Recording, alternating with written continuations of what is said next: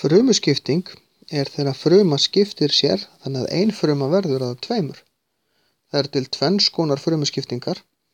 Jafnskipting sem þessi venjulega frumuskipting þegar frumurnar sem verða til eru nákvæmlega eins og fruman sem var til áður með sama erfðaefni. En svo til rýriskipting þar sem að litningarnir skipta sér þannig að litningarnir sem í sama parinu fara í sitt hvora frumuna.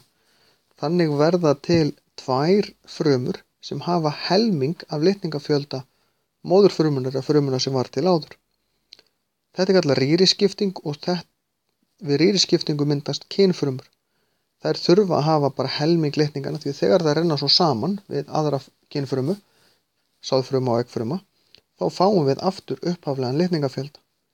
Ef þær myndi ekki fækka litningunum svona helming, þá myndi fruman og fruman sem verður til hafa tvöfaldan litningafjölda og það gengur ekki upp, það bara uppskriftavesinni.